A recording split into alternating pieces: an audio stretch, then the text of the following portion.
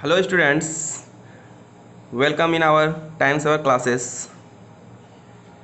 Today we will discuss about free diagram when object placed on an inclined plane. In previous class we have already discussed about free body diagram when object placed on a horizontal surface. But अब हम लोग यहाँ पे बात करेंगे free body diagram के बारे में जब ऑब्जेक्ट किसी इंक्लाइंड प्लेन पे रखा हुआ है. इट मीन्स हॉरिजेंटल के साथ, इंक्लाइंड प्लेन मीन्स हॉरिजेंटल के साथ कुछ एंगल के साथ वो प्लेन इंक्लाइंड है. उस प्लेन को हम लोग क्या बोलते हैं? इंक्लाइंड प्लेन बोलते हैं. फॉर एग्जांपल यहाँ पे मास m है जो इंक्लाइंड प्लेन पे रखा हुआ है. ओके, तो सेम जिस तरह हॉरिजेंटल प्लेन पे कोई ऑब्जेक्ट रखते थे, जिस तरह का फोर्स एक्ट होता था, सेम यहाँ पे भी हम हर एक फोर्स को दिखाएंगे. ओके, इस बॉडी के लिए हर एक फोर्स को शो करेंगे. फ्री बॉडी डायग्राम भी ये कहता भी है कि जितना फोर्स एक्ट हो रहा है किसी बॉडी पे उसको हम दिखाते हैं. ओके, तो यहाँ पे अगर हम बात करें by which force earth attracted towards itself means mg जो लगेगा वो वर्टिकली डाउनवर्ड लगेगा, चाहे प्लेन कोई भी हॉरिजेंटल हो या इंक्लाइंड हो. mg जो होगा वो वर्टिकली डाउनवर्ड होगा. Okay, but not possible to object.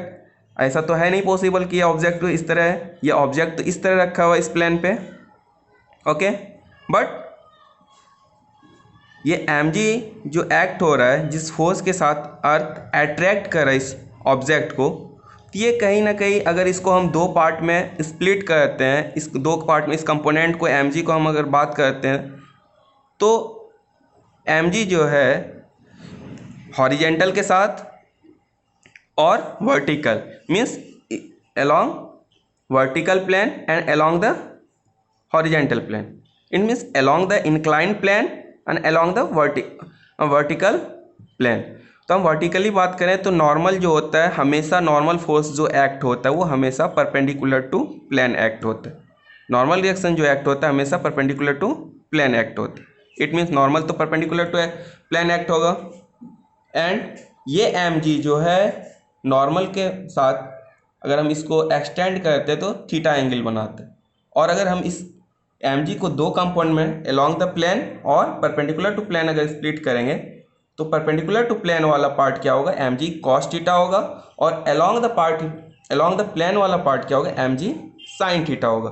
Means ये mg जो है दोनों डायरेक्शन में एक्ट होगा. मीन्स जिस फोर्स के साथ इस ऑब्जेक्ट को अट्रैक्ट कर रहा है ये दो पार्ट में होगा, एक होगा अलोंग द प्लेन और एक होगा परपेंडिकुलर टू प्लेन. तो हम अगर परपेंडिकुलर टू प्लेन बात करें, यहाँ पे perpendicular to the plane n equal to जो बैलेंस कर रहा है perpendicular to plane n equal to mg cos theta. It means इस डायरेक्शन में जो फोर्स एक्ट हो रहा है वो mg cos थीटा एक्ट हो रहा है और perpendicular to plane in upward direction कौन सा force? Normal. It means normal equal to जो होगा वो n equal to mg cos theta होगा.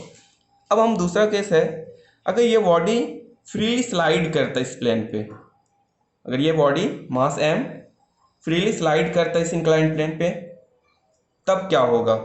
If body slide freely along the plane then acceleration of the body, acceleration जो होगा वो g sin theta होगा. एक्चुअल में जिस फोर्स के साथ ये स्लाइड करेगा वो है mg sin थीटा. एक्चुअली हम लोग न्यूटन सेकेंड लॉ से जानते हैं कि F net equal to ma.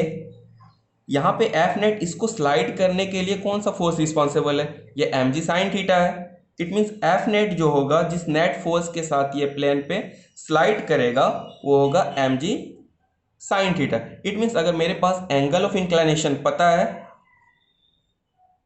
और मास पता है और ग्रेविटेशनल एक्सेलरेशन 9.8 या 10 मीटर पर सेकेंड स्क्वायर को पुट करते हैं, हम इजीली फाइंड आउट कर सकते हैं किस फोर्स के साथ ये स्लाइड कर रहा है. और दूसरा चीज, अगर मेरे पास ग्रेविटेशनल एक्सेलरेशन पता है, एंगल ऑफ इंक्लिनेशन पता है, किस एक्सेलरेशन के साथ ये बॉडी स्लाइड करेगा इस सरफेस पे, उसको हम फाइंड आउट कर सकते हैं. Next, a block of mass m is moving upward along inclined plane by applying horizontal force. Then what will be the normal reaction and acceleration of the body. For example हम इस body पे force जो apply कर रहे हैं means push कर रहे हैं यहाँ पे, और इसका जो मोशन जो है इस डायरेक्शन में means upward along the plane, plane के अपवर्ड। ओके, तो यहाँ पे हम एक्सेलेरेशन क्या होगा इस केस में, इस बॉडी का किस एक्सेलेरेशन के साथ ये मूव करेगा इस इंक्लाइंड प्लेन पे, नॉर्मल रिएक्शन क्या होगा, इन सब चीज़ों के बारे में हम बात करेंगे यहाँ पे।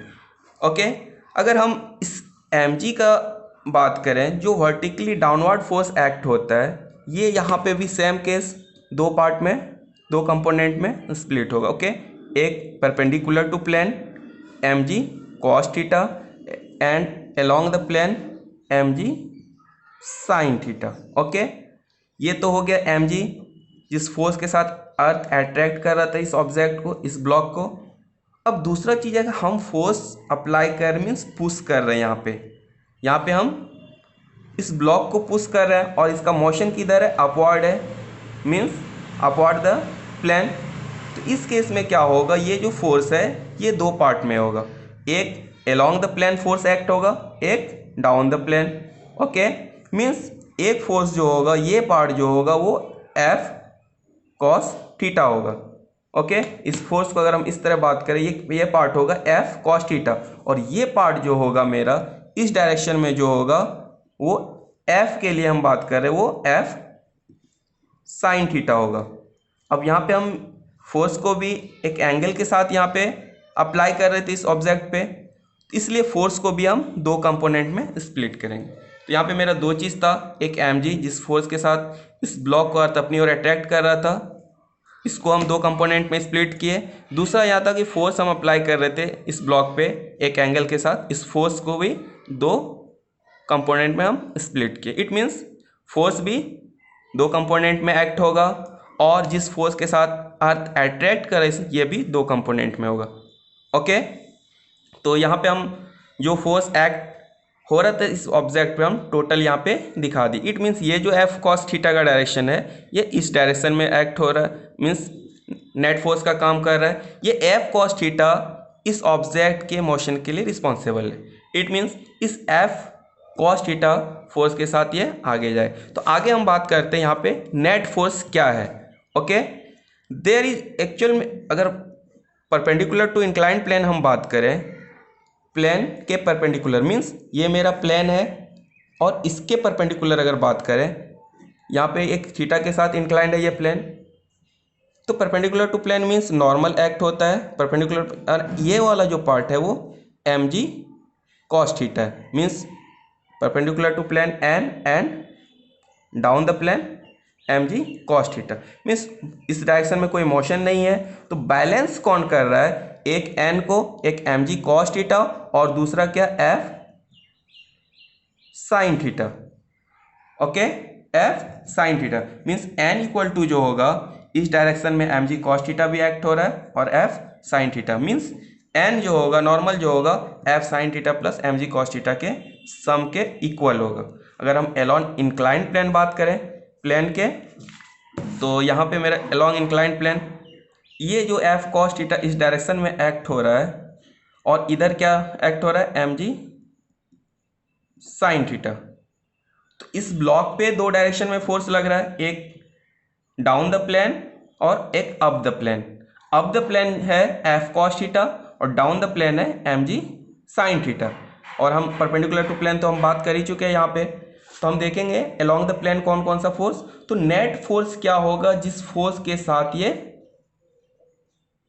Up the plane block move करेगा, ये बॉडी मूव करेगा। तो along inclined plane F net equal to Newton second law of motion, F net equal to M A. Net force क्या है, F cos theta up the plane and M G sine theta down the plane. It means यही तो net force है जिस force के साथ ये body up the plane move कर रहा है। ओके, तो F cos theta minus M G sine theta equal to M A equal to F cos theta minus M G sine theta by M.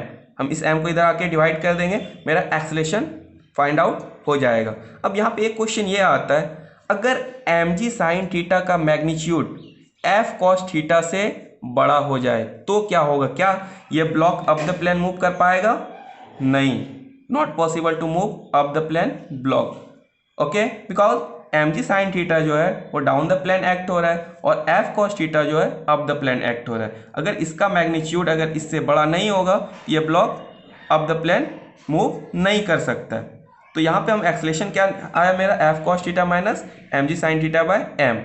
अगर इस हम प्रॉब्लम पे बात करें, अगर मेरे पास एंगल ऑफ इंक्लिनेशन पता है, क्या फोर्स एक्ट कर रहे हैं वो पता है, हम क्या फोर्स एक्ट कर रहे हैं उसका वैल्यू अगर पता है, मास पता है, ग्रेविटेशनल एक्सेलरेशन पता है, तो हम इजीली किस एक्सेलरेशन के साथ ये ब्लॉक मूव करेगा up the plane find out कर सकते हैं।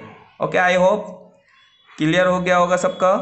अगर कोई डाउट हो तो कमेंट सेक्शन में आप जाकर अपने डाउट को क्लियर कर सकते हैं। Okay, thank you.